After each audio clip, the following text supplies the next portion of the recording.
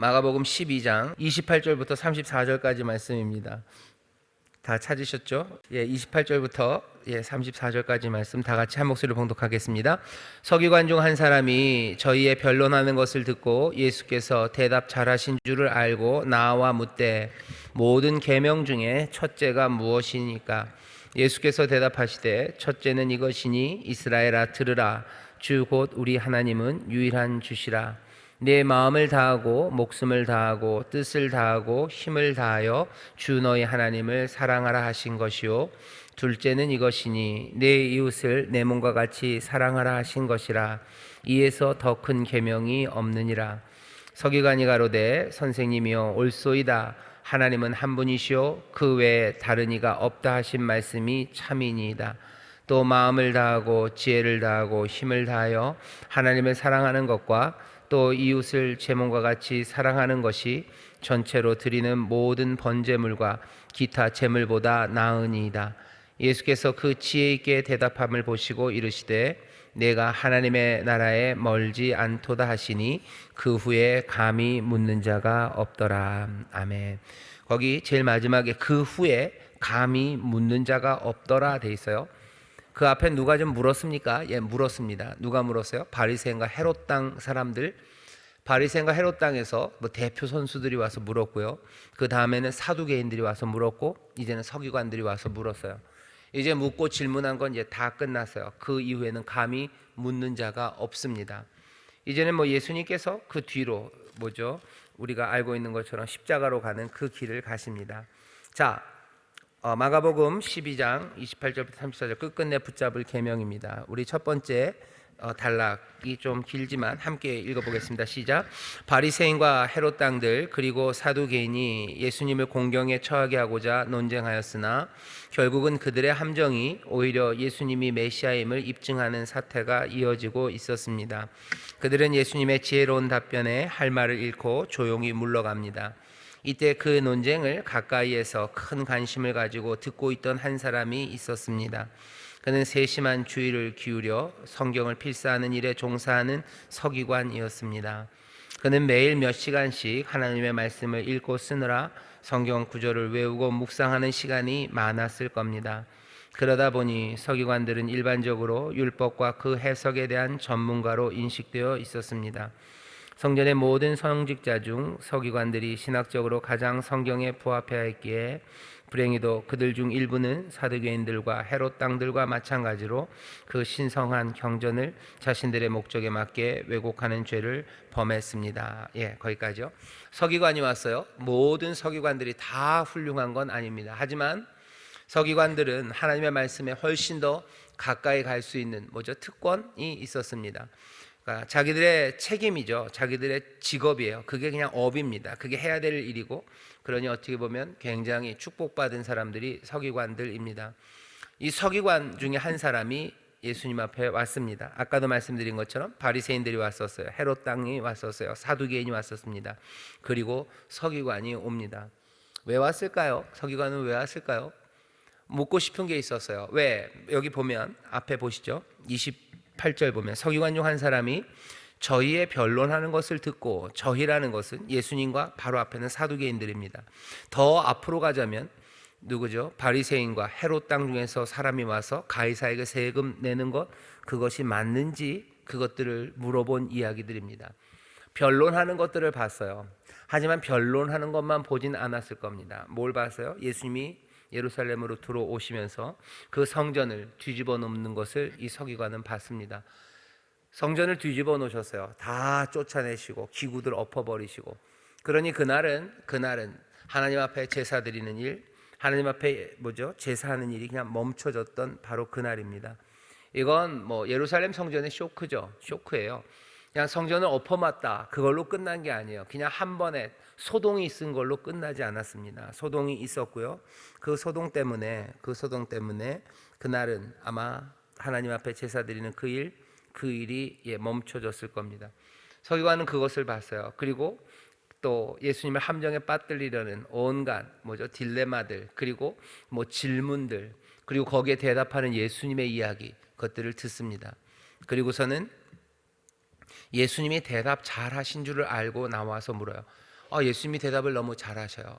내가 알고 있는 하나님의 말씀, 어쩌면 그 마음 안에 헤롯 당과 바리새인들 그리고 사두개인들이 생각하는 것들이 뭔가 잘못됐다고 생각했었던 것 같습니다. 근데 거기에 대해서 예수님이 대답하시는데 정말로 속이 시원해요. 자기가 어쩌면 갑갑해했던 것을 예수님이 해내시는 그 모습이 어쩌면 서기관에게는 감동이었을 겁니다. 그러니 왔어요. 오늘 여기 묻는 이 서기관은요, 뒤에 보면 예수님이 칭찬하십니다. 하나님 나라에서 멀지 않다. 네가 하나님에서 멀지 않다. 참 지혜 있구나 하고, 지금 서기관과 예수님 사이에는 뭔가 따뜻한 대화가 지금 오고 가고 있는 겁니다. 서기관이 왔습니다. 왜 왔습니까? 예수님에게서 뭔가를 발견하고 왔어요. 그리고 거기에 묻고 싶은 게 있어서 왔습니다. 확인하고 싶죠. 정말로 확인하고 싶죠. 그래서 옵니다. 와서 하는 질문들이 있어요. 질문과 대답이 있습니다. 먼저 읽어볼까요? 그 다음 단락 같이 읽겠습니다. 시작. 오늘 본문에 나온 서기관은 열린 마음으로 예수님께 다가와 통찰력 있는 질문을 던집니다. 그는 구약 성경의 계명들 중에 첫째가 무엇인지 예수님께 묻습니다. 이에 예수님은 유대교의 중요한 신앙 고백인 쉐마를 인용하여 답변하셨습니다. 이스라엘아 들으라. 우리 하나님 여호와는 오직 유일한 여호와시니 너는 마음을 다하고 뜻을 다하고 힘을 다하여 네 하나님 여호와를 사랑하라. 그리고 이어서 레위기 19장 18절을 인용하셨는데 그 마지막 부분 내 이웃 사랑하기를 내 자신과 같이 사랑하라. 나는 여호와이니라는 말씀이었습니다. 예수님은 이 대답을 통해 서기관에게 하나님의 은혜를 구성하는 수직적 요소와 수평적 요소를 가르침으로 앞으로 예수님의 사역과 예루살렘에서 성취하고자 하는 일의 중요성을 설명하신 것입니다. 예수님은 경건한 유대인들이 추구했던 것과는 다소 다른 형태의 새로운 종교가 아닌 율법과 예언의 성취가 자신의 사명임을 비로소 서기관의 질문에 답변하심으로 주장하고 선포하실 수 있으셨던 것입니다. 아멘.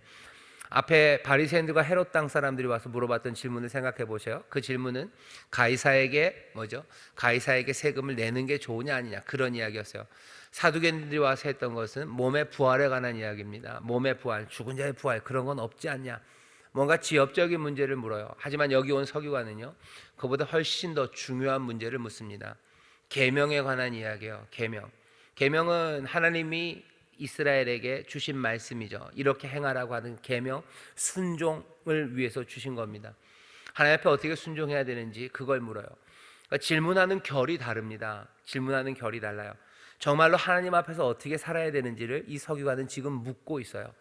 이렇게 묻고 길을 묻는 사람에게 예수님께서 비꼬아서 대답하실 필요 없어요. 가이사의 것은 가이사에게라고 얘기하면서 동정 가져와 봐라 그렇게 할 것 아니고 너희들 잘 모른다 너희가 오해했다라고 야단칠 일도 아니셔요. 여기 길을 묻는 이 사람에게 예수님께서는 조금도 거리끼는 것도 없고 숨기는 것도 없고 비꼬는 것도 없습니다. 길을 묻는 그 사람에게 그대로 길을 얘기하셔요. 그렇게 길을 얘기하시는 이 예수님의 말씀을 듣고 서기관은 또 그대로 그것을 받아들입니다. 예수님은 그 받아들이는 것을 보며 칭찬하셔요. 그리고는 이야기가 마무리되는 겁니다. 우리가 잘 아는 것처럼 전에 한번 이런 경우가 하나 있었어요. 이렇게 여러 어리석은 일들 그 뒤에 마무리하는 이야기 생각나시나요? 바디메오 이야기 생각나시나요? 예루살렘으로 들어가기 전에 10장 보면 10장 끝에 맹인 소경 바디메오 이야기가 나옵니다. 여리고를 지나가시다가 바디메오를 만나죠. 그때 나를 쫓으란 말도 채 있기 전에 이 사람은 일어나서 보게 되고 예수를 길에서 쫓습니다. 그 앞에는 다 뭐예요?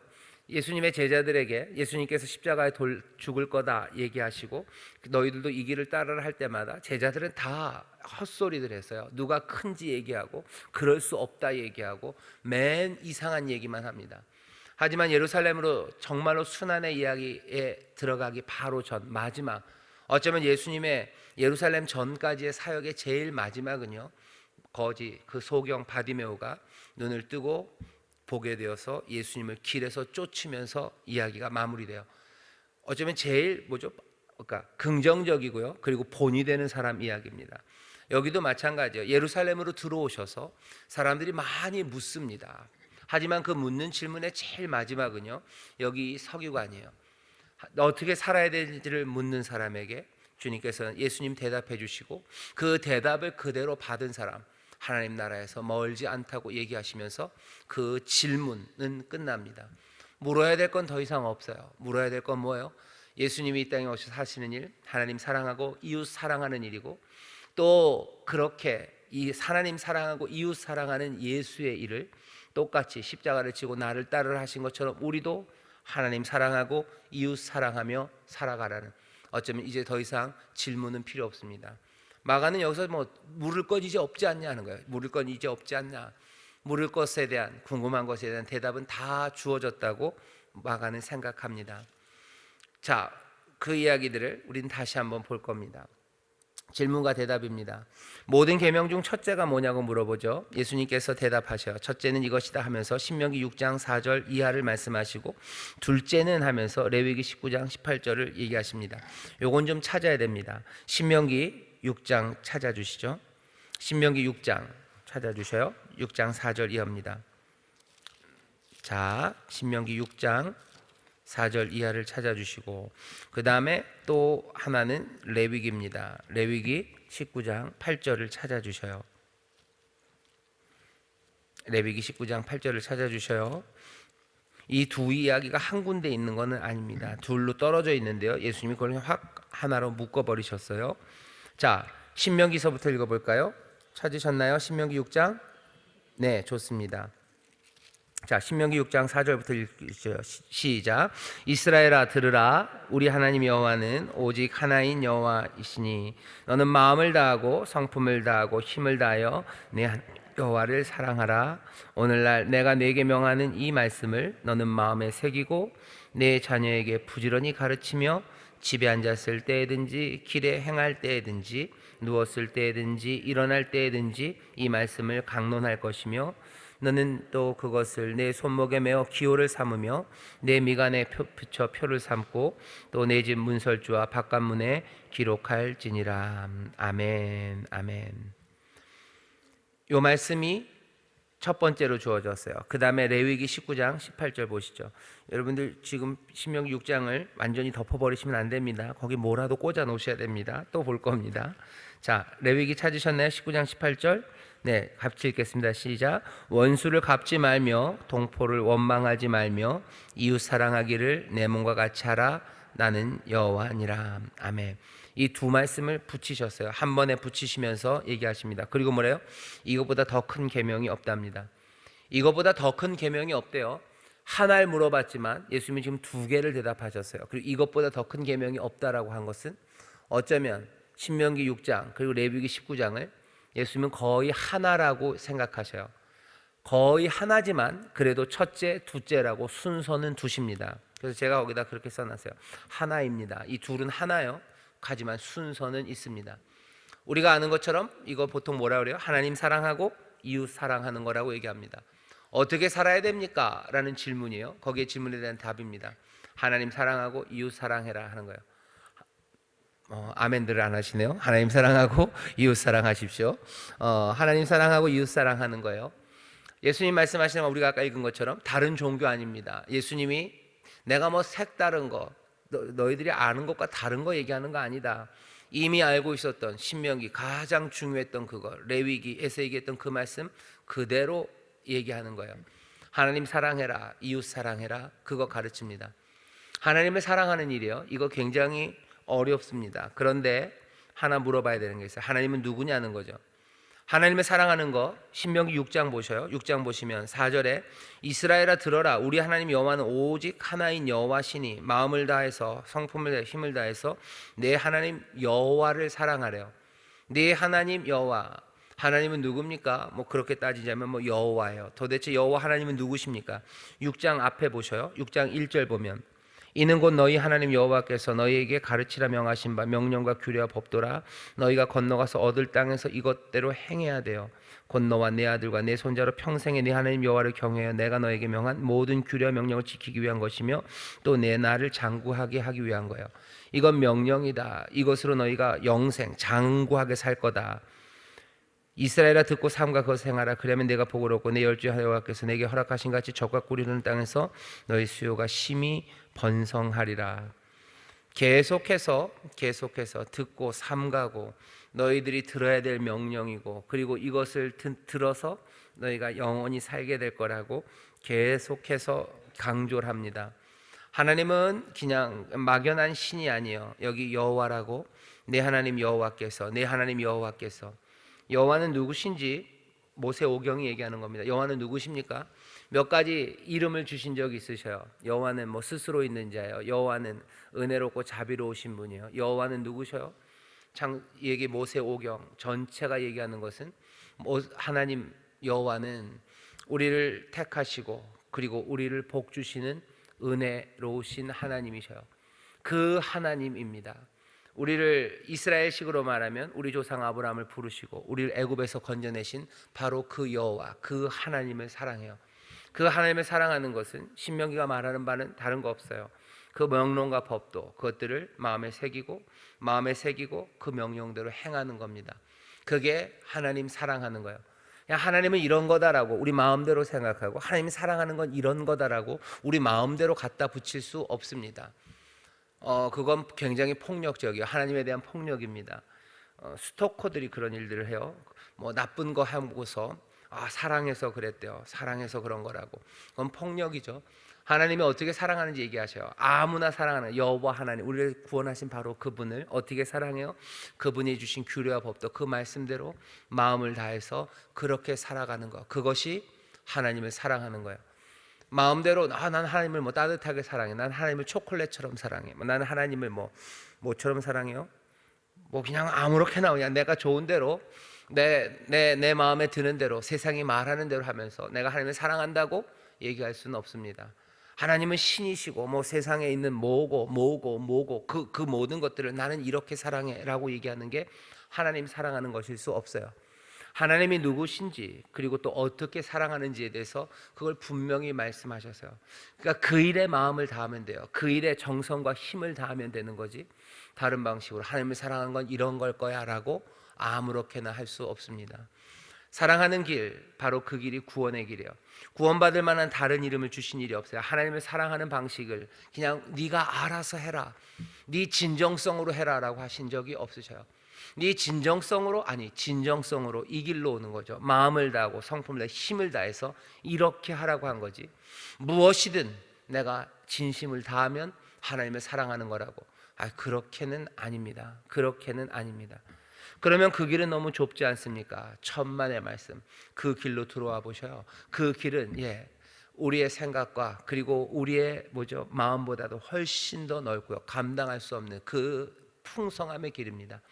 하나님을 사랑하는 일 우리에게 맡기셨어요. 어떻게 사랑하는지에 대해서 혼돈에 빠지시면 안 됩니다. 신명기에서 마음을 다하라고 했죠. 그러니 마음을 다해서 뭐든지 하면, 아니요, 마음을 다해서 그 계명을, 그 주신 길을, 그 길을 따라오라고 하십니다.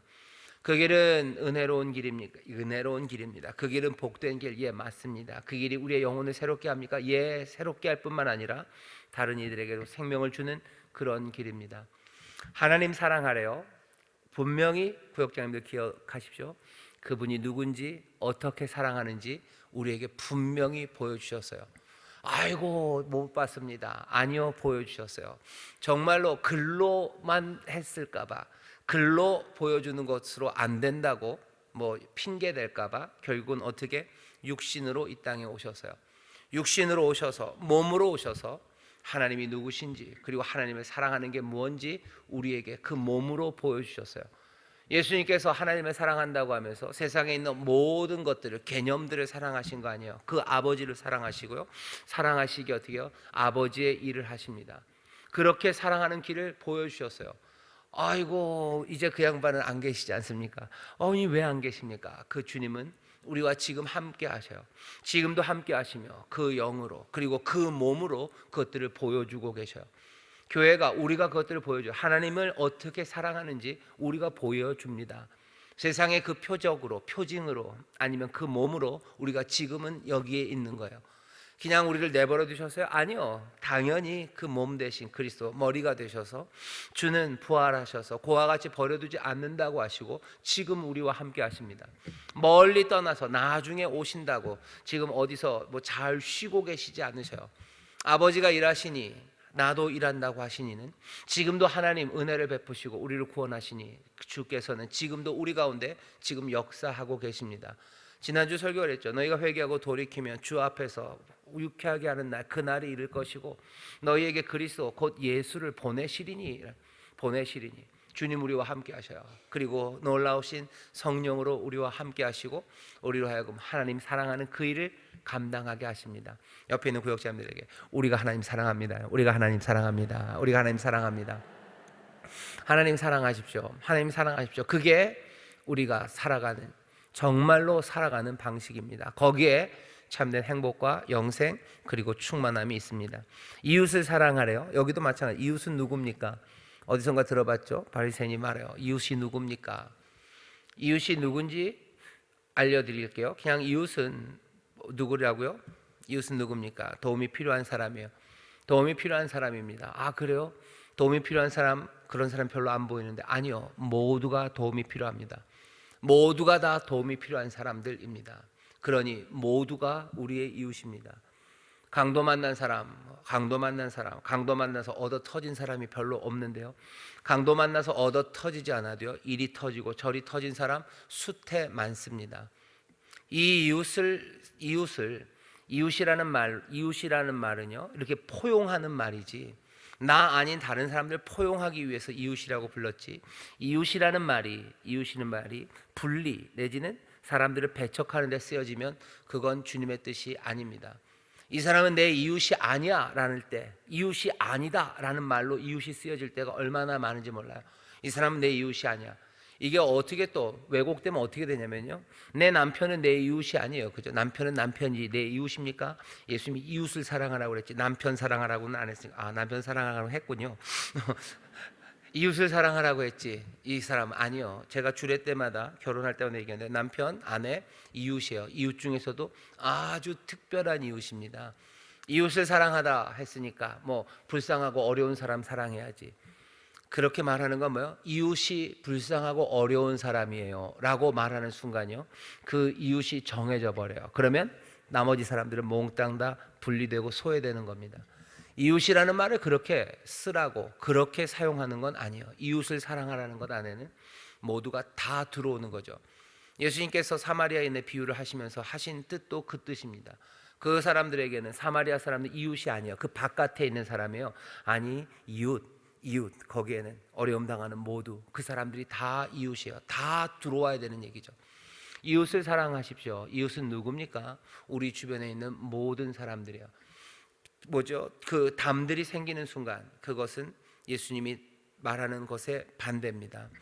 여러 가지 뭐 정치적인 신념에 따라서, 아니면 성적인 취향에 따라서, 아니면 경제적인 뭐 계급에 따라서, 아니면 공부와 학력에 따라서, 아니면 사는 동네에 따라서, 아니면 얼굴색에 따라서, 아니면 무엇이 되었든지 이웃이라는 말이요, 뭔가 분리하는 용도로 쓰인다면 그것은 하나님의 뜻은 아닙니다. 하나님이 세상을 사랑하셔요. 하나님께서 여전히 그 형상대로 사람들을 만드셨어요. 우리 안에 정말로 못나고 그리고 밉고 이해 안 되는 사람들이 있어도 그 안에 하나님의 형상이 있음을 우리는 믿습니다. 그리고 하나님께서 사랑하심을 믿고요, 하나님이 우리의 이웃으로 주셨음을 믿어요.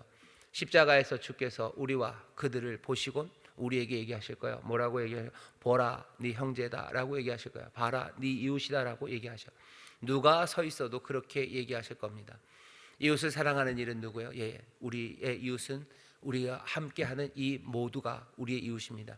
그 사람들을 내 몸처럼 사랑해라 라고 얘기하시고, 그것이 우리의 삶을 하나님의 뜻대로 살아가게 하는 그 일입니다. 사랑하는 일은 조금씩 다를 수 있어요.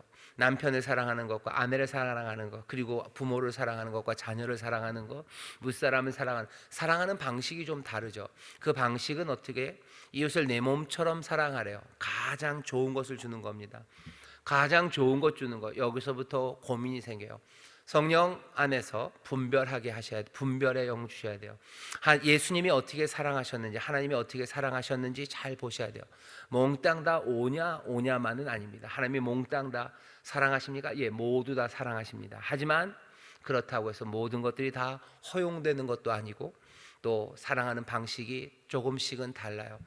어떻게 사랑하는지는 배워갈 겁니다. 평생을 배워갈 거고, 우리의 능력만이 아니라 성령께서 우리 안에 역사하셔서 우리에게 주시는 부드러운 마음으로 육체의 소욕이 아니라 성령의 소욕을 따라가며 조금씩 사랑하는 방법을 배워갈 거예요.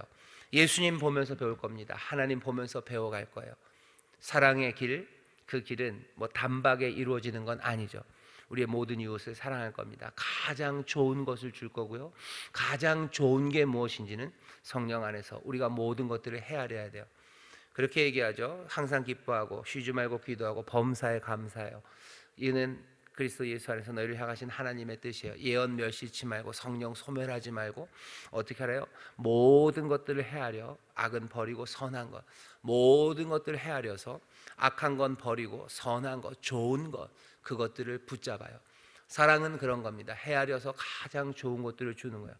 헤아리는 과정 가운데 지혜가 필요해요. 헤아릴 때 내 욕심 없고 내 완악한 마음 없도록 주의 영이 우리를 도우셔야 됩니다. 단박에 이루어지지 않을 겁니다. 하지만 이웃이 누군지 알고 그리고 그들에게 가장 좋은 것을 주는 것, 그것이 사랑임을 안다면 그 길을 따라 그렇게 살아가도록 성령님의 도우심을 구하며 주님의 길을 따르며 점점점 온전하게 사랑하게 될 겁니다. 우리 안에 사랑이 온전해지기를 바랍니다. 그리고 그 변화를 함께 즐거워하기를 바랍니다. 사랑 안에서 자라가기를, 그리고 사랑이 점점 더 충만해지기를, 그리고 그 안에서 점점 더 생명이 넘쳐나서요, 우리 안에 기쁨과 감사가 있는 그런 가정, 교회, 그리고 이 땅이 되기를. 그래서 몽땅 다 사랑이신 하나님, 그 하나님의 뜻이 이루어지는 그런 곳이 되기를 바라고, 또 우리는 그 일에 부름받은 사람들입니다. 옆에 있는 분들에게 얘기해 주셔.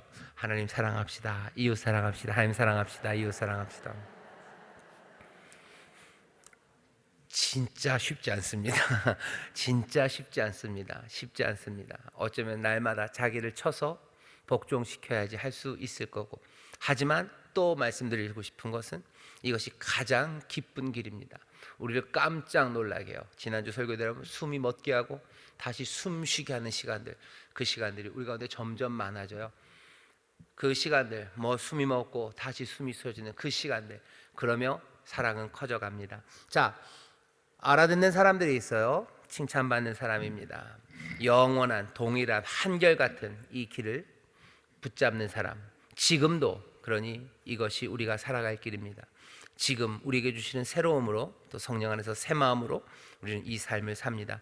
마지막 단락만 우리 같이 읽겠습니다. 시작. 우리가 가장 귀한 말씀 앞에서 어떻게 살아가는 것이 끝끝내 붙잡아야 되는 최고의 가치인가를 생각해 봅니다. 여러 가지 것들은 다 무너질 겁니다. 이것저것 모두 사라질 수 있습니다. 예언도 그칠 것이고 모두 사라질 것입니다. 하지만 마지막까지 남는 건 무엇입니까? 바로 믿음, 소망, 사랑이 항상 있을 것이고 그 중에 제일은 사랑입니다. 끝까지 남아야 되는 건 하나님을 사랑하고 이웃을 내 몸처럼 사랑하는 삶의 방식입니다. 이 진리는 모세가 율법을 받았을 때나 예수님이 예루살렘에서 가르칠 때나 2021년 한반도의 봄에도 동일한 진리입니다. 성령님이 우리에게 은혜를 주셔서 사랑으로 모두가 하나됨을 감당하게 하실 것입니다. 부드러운 마음은 은혜 아니면 가능하지 않습니다. 하나님의 사랑이 절절하게 우리 가운데 빛으로 임하여 주시길 소원합니다. 아멘. 지금도 우리가 붙잡아야 되는 거예요. 성령님 우리를 도우십니다. 하나님이 정말 사랑하고 이웃 사랑하는 그 일을 우리 가운데 이루어 주실 줄 믿습니다. 한 걸음 내딛기 읽어볼까요? 시작. 우리도 예수님이 자꾸 다시 가르치시는 사람들입니다. 제대로 듣지 못하고 자꾸 딴 길로 가고 딴 일에 마음을 둡니다. 언제 주님이 우리를 자꾸 가르쳤냐고 묻지 마십시오. 예배 때마다 설교를 통해, 성경 읽을 때마다 말씀을 통해, 찬송하고 기도할 때마다 감동과 깨달음을 통해 가르치셨습니다. 우리는 주님이 가르치심을 제대로 듣고 이해하려 하고 있습니까? 제대로 하려면 어떻게 해야 하겠습니까? 예수님이 계속 가르치셔요. 하나님 사랑, 이웃 사랑. 지겹게 들으신 것 같으시죠? 또 오늘 듣게 하십니다. 하나님 사랑하는 게 뭔지, 이웃 사랑하는 게 뭔지 점점 더 우리 안에 새겨지게 하셔요. 우리 안에 형상을 만들어 가시는 겁니다. 그렇게 형상을 만들어 가시면 우리가 이전보다도 더 하나님 사랑하고 이웃 사랑하는 그런 사람들이 됩니다. 여러분들 조각 같은 거 좀 좋아하시나요? 조각품들 보면 이게 사람이 만들었나 싶은 그런 것들, 이게 돌이 이렇단 말이야. 그러니까 충동이 생겨요. 만져보고 싶어요. 이게 진짜 돌인가 싶을 만큼 뭐 그런 조각들, 이걸 어떻게 만들었을까 싶죠. 어떻게인가 만들었겠죠. 뭐 수많은 시간들을 거기다가 뭐 천재 그 모든 재능을 쏟아붓고 시간과 정성을 다 쏟아부어서 아마 그만큼 돌로 만들었을 겁니다. 우리는 돌보다는 훨씬 더 값어치 있고 귀해요. 우리를 하나님 만드시려고요, 하나님의 모든 재능이라 그러면 그렇지만 하나님의 모든 능력과 은혜, 가장 귀한 것들을 지금 쏟아붓고 계셔요. 이게 돌인가 싶을 만큼, 이게 흙으로 만든 게 이럴까 싶을 만큼, 이게 먼지와 재로 만든 게 어떻게 이럴 수 있을까 할 것만큼 하나님께서 모든 은혜와 그 지혜와 그리고 인도하심으로 우리를 지금 만들어 가고 계십니다. 그러니 단박에 되지는 않아요. 하나님도 사람을 만드실 때는 흙으로 만드셨어요. 그냥 사람이 되어라 라고 하지 않으셨어요. 흙으로 빚으시고 만드시고 그 다음에 숨결을 불어넣으시는 하나님의 손길이 우리와 함께 하셔요. 그 손길이 때로는 거칠게 그리고 때로는 부드럽게 우리 가운데 임합니다.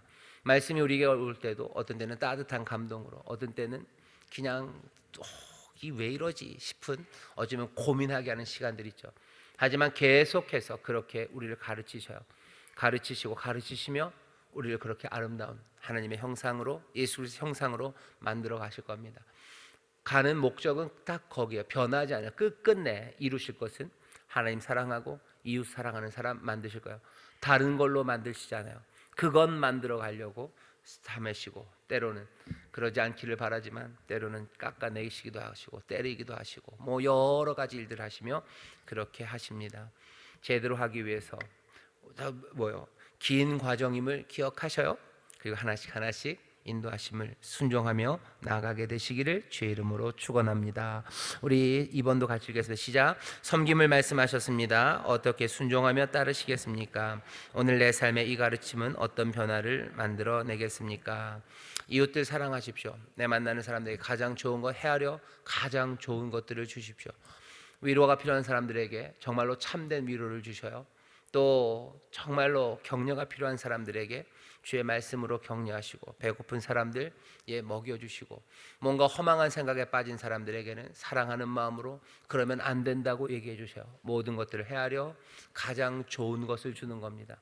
계속해서 우쭈쭈가 사랑은 아닙니다.